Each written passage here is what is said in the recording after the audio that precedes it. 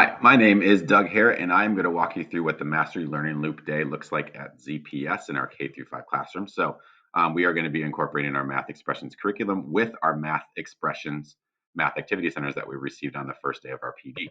So those are here.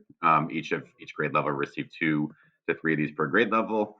And then there are supplemental materials that went along with each activity cards here. So watch my other video to kind of get more of a brief overview of what those are and more in-depth look at those. So, and then you're also able to get some online resources for those as well. Student teacher activity centers here, math teacher resource book where you might need to print some things off for those cards. If it says TR something, that is where you're going to go, is that teacher resource book.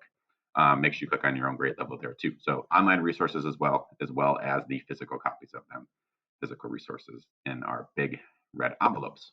So what is the Mastery Learning Loop Day in ZPS?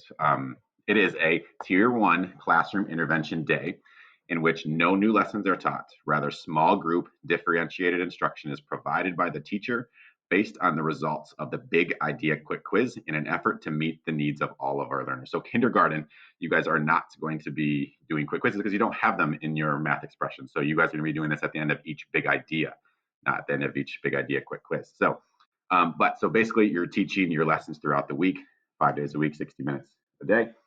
And then you are assessing with those quick quizzes. So those quick quizzes are on the same day as that lesson that last lesson of the big idea. So that is the last 10 minutes.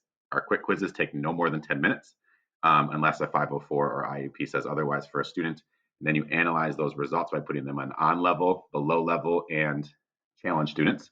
That's where we are differentiating our instruction the next day for the next 60 minutes of our next day. So we are not teaching anything new on the next day after the quick quiz. We are differentiating our instruction with our learning loop day. So this is our standard lesson day, 60 minutes, 5 days a week. Lots of different options here for what you can do during warm up and wrap up and all the things during the day. So lots of fidelity for you as a teacher to be able to pick and choose what you want to do as your math expressions lesson throughout the week. But here is our Mastery Learning Loop Day, 60 minutes. So this takes place of a lesson for the day, 60 to 40 minutes, depending on what your students need for that day and after that big idea. So once you grade your quick quizzes, you put your students on below level, on level, and above level. Those could be different. You could have 2 students here that just didn't get it, or you can have 10 students here. And like each group doesn't have to have the same amount of students. So something that we kind of came up with is a little differentiated instruction quick quiz score. So each quick quiz has 5 problems. So we assigned 1 point per problem, but you are able to do that differently in your classroom, however you want to grade. 4 points for deal problems, things like that. So this isn't an end-all be-all for everything as well. So this is just an example of how you can differentiate your groups and put them into different groups based on their score through that quick quiz, because all quick quizzes have 5 problems. So if you were assigned 1 point per one, that's how you would do it. So how does this look in your classroom? This could look a lot like a workshop model. So this is the workshop classroom sample plan.